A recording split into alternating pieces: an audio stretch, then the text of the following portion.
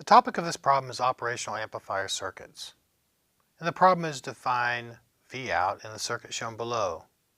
It's a circuit with multiple resistors in it, one voltage source, an independent 12-volt source, two op amps, and the output is measured across a load resistance, which is 40 kiloohms at the output of the second op amp. In order to solve this problem, we have to use the properties of an ideal op amp. So we start with the symbol for an ideal op amp. It has an inverting input with a current associated with it, I minus, and a voltage associated with it, V minus. It also has a non-inverting input with a current I plus and a voltage V plus associated with it. It has an output and a ground.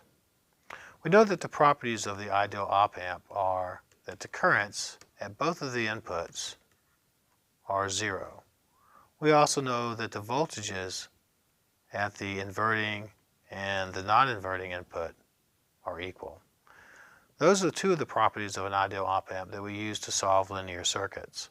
So we're going to use those along with our knowledge of nodal analysis and mesh analysis in order to solve this 2 op amp circuit that we have in this problem.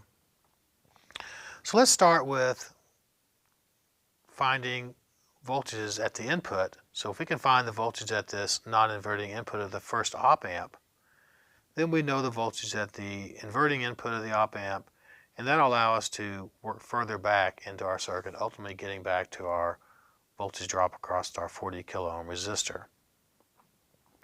So let's sum our currents into this node, into the V plus node, into our non-inverting input node. So let's call this node 1. So if we sum currents into node 1, then we have, first of all, the current through the 40 kilo ohm resistor, which is minus 12 minus V plus divided by 40 kilo ohms. We also have the current which is flowing up through the 20 kilo ohm resistor, and that current is going to be 0 volts because this is a ground point in our circuit at the bottom of the circuit. 0 volts minus V plus over 20K.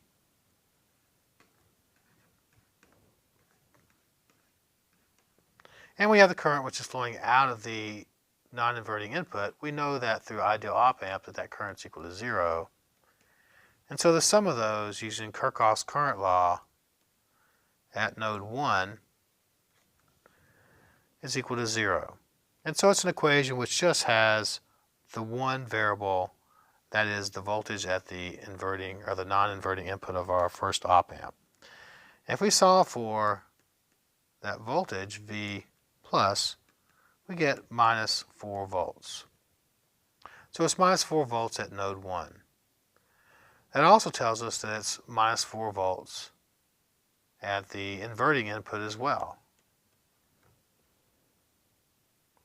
So we need to work further back into our circuit. And so we rely on the first property of an op amp to get us a little bit further into the circuit. That is that the current into each one of those inputs of the op amp is always equal to 0. If that's the case, then there's no current flowing through this 10 kilo ohm resistor because it is the current flowing into the inverting input of our first op amp. There's no current flowing through the 10 kilo ohm resistor, therefore there's no voltage drop across the 10 kilo ohm resistor. So what that tells us is that this voltage between the 10 and 20 kilo ohm resistor at the top of our circuit is also a minus 4 volts at that point. Now we can use that to work a little bit further into our circuit. Let's look at our circuit a little bit closer. If we look at Vout, Vout is measured across the 40 kilo ohm resistor. It's the voltage at this output node of our second op amp. We also notice that there's no voltage drops between these 2 points along the feedback path of our second op amp. So that also tells us that Vout is the voltage at this point in our circuit, at the top of our circuit, is equal to the voltage at the inverting input of our second op amp. We know that that voltage is the voltage at the non-inverting input of our second op amp as well, using our second properties of an op amp. So we have a V out, which can be measured at this point in front of our second op amp. So that helps us a little bit. Because what we can do is we can start summing voltages or summing currents in this case into nodes and come up with equations which allow us to solve for V out. Let's see if we can do that. Let's look at the top node, which is at -4 volts first. And let's call that node 1. Or sorry, we've already had node 1. Let's call this node 2. So let's look at node 2, and we're going to use Kirchhoff's current law at node 2, and we're going to sum the current into node 2. So it's a current, first of all, through the 10 kilo ohm resistor, which we know is 0. It's a current through the 20 kilo ohm resistor, flowing up through the 20 kilo ohm resistor. Let's call this node 3 down below. So in this case, the current up through the 20 kilo ohm resistor is going to be V sub 3 minus a -4 volts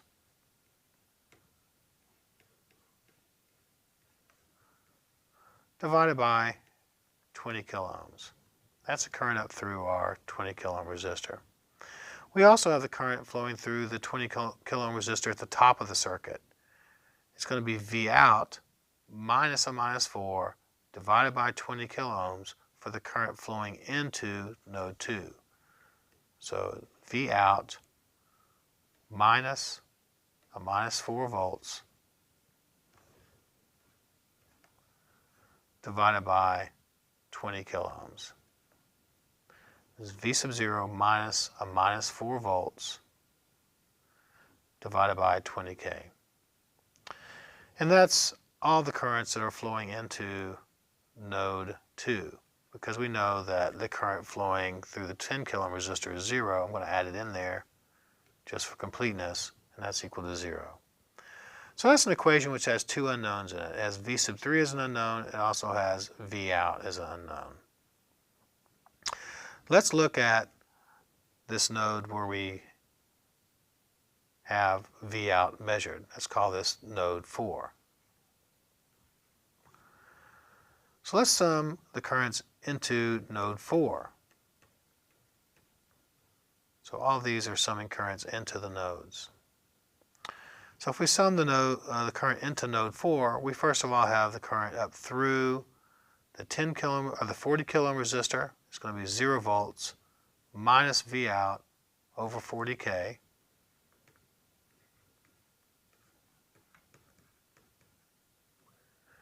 We have the current flowing left to right from node 3 to node 4 through the 20 kilo ohm resistor. So that's going to be V3 minus V out divided by 20K.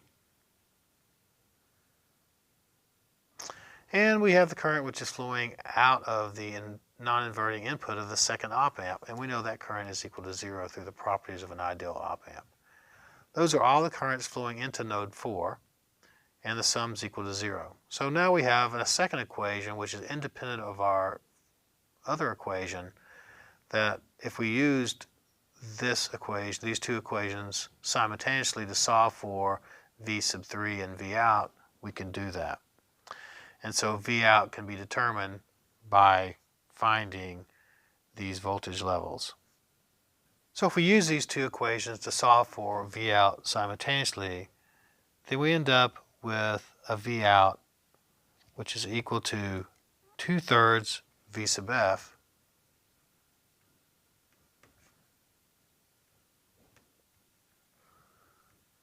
V sub 3, and that's equal to minus 16/5 of a volt.